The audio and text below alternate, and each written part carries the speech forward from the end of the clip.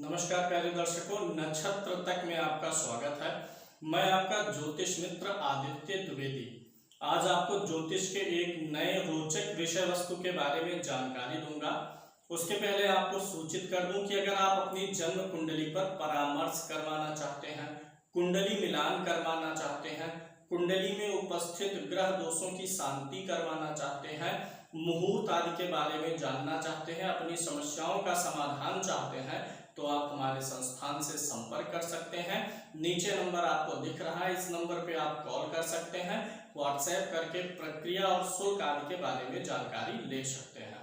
चलिए आज एक नए रोचक विषय वस्तु पर चलते हैं और कुछ नया सीखते हैं।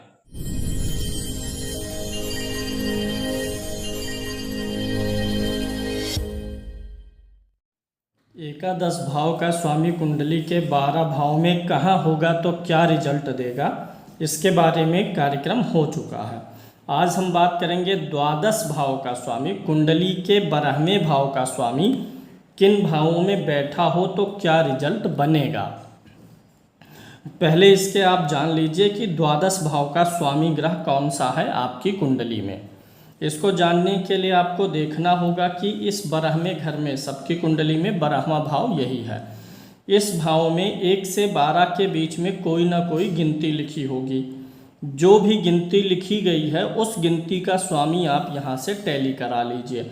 मान लीजिए 11 नंबर लिखा है तो 11 का स्वामी कौन सा ग्रह है? शनि। 10 और 11 का स्वामी शनि होता है। 9 नंबर लिखा है तो स्वामी कौन होता है? गुरु। तो इस प्रकार से पहले आप जानिए द्वादश भाव का स्वामी कौन सा ग्रह है, फिर वह कुंडली के किस भाव में बैठा हुआ है वह अभी मैं आपको क्रम से बताते हुए चलूँगा।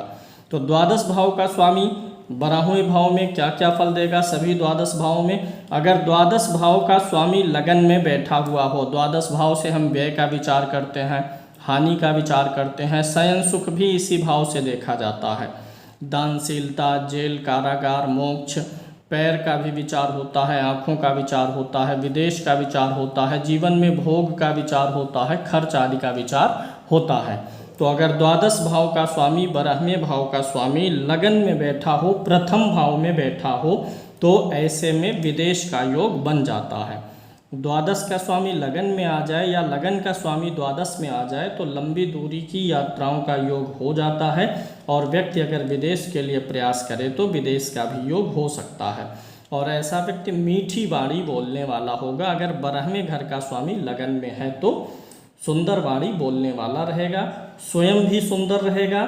और ऐसा कभी कभी होता है कि ऐसे व्यक्ति का परिवार में कम लोग साथ देते हैं, कम लोग परिवार में साथ देने वाले मिलते हैं, या ऐसा व्यक्ति परिवार से ज़्यादातर दूर ही रहता है, पत्नी के सुख से सुखी होता है और कभी कभी उसको यौन से संबंधित बीमारियां भी हो सकती हैं। 12वें भाव का स्वामी 12वें भाव का स्वामी लगन में होता है तो ऐसे व्यक्ति का समय समय पर विवाद भी होता रहता है, व्यक्ति का लोगों से विवाद भी चलता है। तो इस प्रकार से कुछ मामलों में अच्छा है, कुछ मामलों में बुरा है। अगर द्वादश भाव का स्वामी धन भाव में आ जाए, द्वितीय भाव में आ जाए तो व्यक्ति को कंजूस बनाता है, माइजर बनाने लगता है, व्यक्ति पैसा खर्च करने में कंजूसी करता है। और चतुर तो होता है और भाषा भी अच्छी बोलता है, लेकिन पैसा बहुत सोच विचार के खर्च करेगा, शत्रुओं पर विजय भी पाता है, देवभक्त भी होता है, धार्मिक और गुण संपन्न होता है, लेकिन थोड़ा सा कंजूसी बढ़ने लगती है। द्वादश भाव का स्वामी धन भाव में आने पर धन के बचत के लिए अच्छा नहीं होता। कारण 6ठे भाव का स्वामी, 8वें भाव का स्वामी और 12वें भाव का स्वामी जिस भाव में बैठेगा उसमें वृद्धि में कमी ला देगा, उस भाव की वृद्धि बहुत धीरे धीरे होगी। तो द्वादश भाव का स्वामी यहाँ पर धन भाव में आने पर विदेश से धन लाभ का भी योग बन जाता है। द्वादश भाव का स्वामी अगर 3rd हाउस में आ जाए, तीसरे भाव में आ जाए तो क्या देता है कि जातक धनी तो होता है लेकिन फिर भी कंजूस होता है, अपने शरीर का और अपने बंधुजनों का पोषण करता है, स्वयं का पोषण करेगा, बंधुजनों का, मतलब ऐसा व्यक्ति थोड़ा अपने परिवार तक ही सीमित रहता है। बाहर के लोगों की मदद करने में, धन खर्च करने में उसको थोड़ी सी परेशानी होती है। भाइयों की संख्या, छोटे भाई बहनों की संख्या या तो नहीं होती है तो एक ही होते हैं। अगर वह कोई क्रूर ग्रह हो, द्वादश भाव का स्वामी क्रूर ग्रह हो, क्रूर ग्रह में हम सूर्य को संज्ञा देंगे, मंगल को देंगे, शनि, राहु और केतु को देते हैं। तो अगर कोई क्रूर ग्रह होगा द्वादश भाव का स्वामी और तृतीय में बैठेगा तो भाइयों के सुख से हीन करेगा, या तो भाई होंगे नहीं या उनके साथ में उतनी जमेगी नहीं। लेकिन अगर शुभ ग्रह होंगे शुक्र, गुरु, बुध और चंद्र तो सुख अच्छा मिलेगा, क्योंकि जो ये क्रूर ग्रह जिस भाव में बैठते हैं उस भाव से संबंधित सजीव फलों में परेशानी पैदा करते हैं। जैसे मान लीजिए सप्तम भाव है, ढेर सारी चीज़ें सप्तम भाव से विचार करते हैं, लेकिन पत्नी का भी विचार होता है। जो सजीव वाली चीज़ें हैं, पत्नी हो गई, जो नात और रिश्ते जिस भाव से बनते हैं, क्रूर ग्रह के बैठने से उस रिश्ते में परेशानी आती है। तो यहाँ भाइयों का विचार करते हैं, अगर कोई क्रूर ग्रह द्वादशपति होकर के बैठेगा तो रिश्तों में परेशानी लाएगा। शुभ ग्रह होगा तो अच्छा रिजल्ट देगा। अगर द्वादश भाव का स्वामी चतुर्थ भाव में आ जाए, चौथे भाव में आ जाए तो भी जातक को कृपण बनाने का प्रयास करता है। जातक अच्छा कर्म करता है, स्वास्थ्य अच्छा रहता है और व्यक्ति दृढ़ निश्चयी होता है। निश्चय जो करता है उसे पूरा करने का पूरा प्रयास करता है। ऐसा व्यक्ति व्यापार से धन कमाता है और ऐसे व्यक्ति को एक परेशानी आ सकती है। अगर चतुर्थ या द्वादश भाव का स्वामी चतुर्थ में बैठा हुआ है तो माता के स्वास्थ्य पे पैसा खर्च करना पड़ सकता है, यानी माता के स्वास्थ्य में परेशानी आ सकता है। और ऐसे जातक को पुत्र के कारण भी परेशानी होती है। अगर द्वादश भाव का स्वामी चतुर्थ भाव में है तो जीवन में कई बार ऐसे अवसर आएंगे जब आपको आपके पुत्र के द्वारा परेशानी में पड़ना पड़ेगा। अगर द्वादश भाव का स्वामी पंचम स्थान में आ जाए तो जातक पुत्र से सुखी होता है और ऐसा जातक स्वयं भी पिता का भक्त होता है और भौतिक भोग विलास की सारी चीज़ें मिलती हैं। जीवन में सुख, साधन, लक्ष्मी पर्याप्त मात्रा में रहती हैं और ऐसे व्यक्ति का पुत्र भी अच्छा होता है।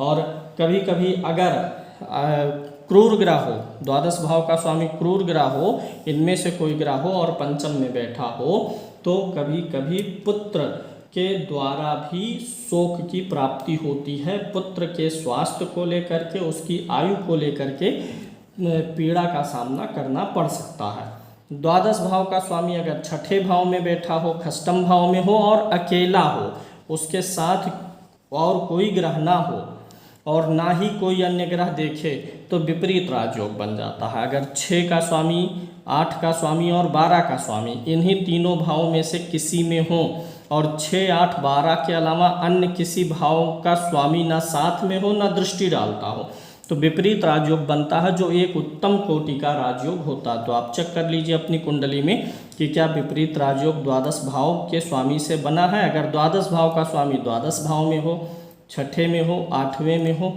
और इन्हीं भावों के स्वामी के अलावा अन्य कोई भाव का स्वामी ना हो, ना इन्हें देखता हो, तो उत्तम विपरीत राजयोग बनेगा और बहुत ही उच्च कोटि का धन, सुख, साधन आदि प्रदान करेगा। वैसे सामान्य तौर से जब द्वादश भाव का स्वामी छठे में आता है तो नेत्र और पैरों में तकलीफ देता है, आँख में और पैर में तकलीफ देता है, आयु में भी कमी कराता है और ऐसा जातक भी कृपण होता है, यानी कंजूस प्रवृत्ति का होता है। लेकिन अगर यहाँ का स्वामी शुक्र हो, द्वादश भाव का स्वामी शुक्र हो और वह अगर छठे भाव में बैठा हो तो संतान होने में तकलीफ होती है और संतान को आँखों की समस्याएं आती हैं। अगर द्वादश भाव का स्वामी सप्तम भाव में बैठा हुआ हो तो जातक अधिक बोलने वाला होता है और जातक का चरित्र संदेहास्पद होता है। जातक जो है दुराचारी भी हो सकता है, परिस्त्रीगामी भी हो सकता है। और अगर ऐसा कोई पाप ग्रह हो, द्वादश भाव का स्वामी कोई क्रूर ग्रह हो के बैठा हो, सूर्य हो, मंगल हो, शनि, राहु और केतु हो, वह यहाँ बैठा हो, तो उस जातक के पहले उसके जीवन साथी की मृत्यु होती है, यानी जीवन साथी की मृत्यु पहले हो सकती है। अगर यहाँ पर शुभ ग्रह होके बैठा हो, शुक्र, गुरु, बुध और चंद्रमा द्वादश भाव के स्वामी होकर सप्तम भाव में बैठे हों तो स्त्रियों से लाभ मिलता है, स्त्रियों से लाभ मिलेगा और पत्नी का स्वास्थ्य भी अच्छा रहेगा और पत्नी के माध्यम से विदेश जाने का भी योग बन जाता है, अच्छा माना जाएगा अगर यह शुभ ग्रह है। अगर द्वादश भाव का स्वामी अष्टम भाव में बैठा हो, वही बात है, अगर अकेला है, किसी के साथ नहीं है, दृष्टि नहीं है, तो विपरीत राजयोग बनाएगा, अन्यथा धन की हानि करेगा। द्वादश भाव का भोग विलास का भाव है, उसका स्वामी अष्टम भाव में बैठेगा, अगर विपरीत राजयोग नहीं बना रहा है तो धन से दुखी करेगा और ऐसे व्यक्ति के कार्य जल्दी सिद्ध नहीं होते, कार्यों में बार बार रुकावट आएगी, देरी होगी, परेशानी आएगी, बहुत भाग दौड़ करना पड़ता है। और ऐसा व्यक्ति जो है अगर द्वादश भाव का स्वामी अष्टम भाव में बैठा हुआ हो तो धन संग्रह करने में परेशानी आएगी और अपने कुटुंबी जनों से भी परेशानी आती है और कभी कभी ऐसे व्यक्ति को डिप्रेशन बनता है, नींद अच्छी नहीं आती है। द्वादश भाव का स्वामी अगर नवम भाव में बैठा हुआ हो तो ऐसा व्यक्ति तीर्थ यात्राओं में जाता है, तीर्थ यात्राओं का शौकीन होता है और वहाँ पे पैसे भी खर्चा करता है। स्थिर वृत्ति का होता है, यानी ऐसे व्यक्ति की आमदनी फिक्स होने की संभावना अधिक होती है और ऐसे व्यक्ति वाहन आदि से सुखी होते हैं और ऐसा व्यक्ति जो है कभी कभी संतान और स्त्री से अनबन का शिकार रहता है। अगर द्वादश भाव का स्वामी नवम भाव में है तो पत्नी से और संतान से यदा कदा अनबन होती रहेगी। द्वादश भाव का स्वामी अगर दसम भाव में बैठा हुआ है तो ऐसा व्यक्ति जो है कभी कभी पराई स्त्रियों में ऐसे व्यक्ति का ध्यान खिंचता रहता है, लेकिन ऐसा व्यक्ति धन संचय करने में निपुण होगा और पुत्रमान होगा, ऐसे व्यक्ति को अच्छे पुत्र की प्राप्ति होती है। लेकिन माता कभी कभी कठोर वाणी बोलने वाली हो जाती है। अगर द्वादश भाव का स्वामी दसम भाव में हो तो जातक की माता का स्वभाव जो है थोड़ा रुग्ण हो जाता है, वाणी उनकी थोड़ी सी रूड रह सकती है। व्यापार से अच्छी आमदनी होने का योग होता है अगर द्वादश भाव का स्वामी दसम भाव में बैठा हुआ है तो ऐसा व्यक्ति खेती के काम से, खेती वाली जमीन में पैसा लगा करके या इंपोर्ट एक्सपोर्ट के काम में सफल हो सकता है। अगर द्वादश का स्वामी दसम में है या दसम का स्वामी द्वादश में है तो इंपोर्ट एक्सपोर्ट का काम ज़्यादा सूट करेगा या ऐसा व्यक्ति विदेश चला जाए तो भी अच्छा रहेगा। अगर द्वादश भाव का स्वामी एकादश भाव में बैठ जाए तो ऐसा व्यक्ति बहुत ही सुंदर शरीर वाला होगा, आयु अच्छी होगी, लंबी आयु होगी और जहाँ कहीं काम करेगा वहाँ पर उसका प्रमोशन समय समय पर होता रहेगा, उच्च पद की प्राप्ति होगी। दानी होता है ऐसा व्यक्ति और सत्यभाषी होता है, विख्यात होता है और संतान के कारण कभी कभी ऐसे व्यक्ति को परेशानी, संतान के सेहत के कारण व्यक्ति परेशान रह सकता है। द्वादश भाव का स्वामी अगर द्वादश भाव में ही स्वागृही होकर के बैठा है और अगर वह क्रूर ग्रह है तो नींद में समस्याएं देगा, तनाव देगा, टेंशन देगा, अनावश्यक खर्चे करवाएगा। लेकिन अगर शुभ ग्रह होगा तो बहुत ही अच्छा है, ऐसा व्यक्ति सोच विचार के खर्चा करेगा, पैसे को बचाएगा, नींद अच्छी आएगी, जीवन अच्छा चलेगा, बुढ़ापा अच्छा बीतेगा। लेकिन अगर क्रूर ग्रह होता है तो मृत्यु के समय तकलीफ भी हो सकती है, आयु बढ़ेगा, चाहे वह क्रूर ग्रह रहे चाहे पाप ग्रह रहे। अगर द्वादश भाव का स्वामी द्वादश भाव में है तो दीर्घजीवी बनाता है। अगर क्रूर ग्रह है तो थोड़ा माता से विरोध भी पैदा करता है, क्रोध भी उत्पन्न करता है। अगर शुभ ग्रह है तो क्रोध में वृद्धि नहीं होने देता। द्वादश भाव का स्वामी द्वादश भाव में हो तो ऐसा व्यक्ति पर स्त्री गामी भी हो सकता है। अगर द्वादश भाव के स्वामी की दशा महादशा आपकी चल रही है, अशुभ प्रभाव दे रहा है, तो द्वादश भाव का स्वामी जो भी ग्रह है उसकी वस्तु का दान करिए।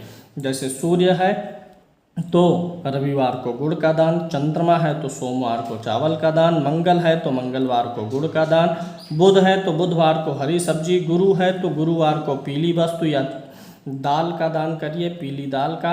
शुक्र है तो चावल का दान या घी का दान करिए। शनि है तो खाने वाले तेल का दान शनिवार को करना चाहिए। इस प्रकार से द्वादश भाव के फल आप जान सके और क्या उपाय करना है ये भी हमने आपको बताने का प्रयास किया। अगले कार्यक्रम में एक नई श्रृंखला के साथ मिलेंगे।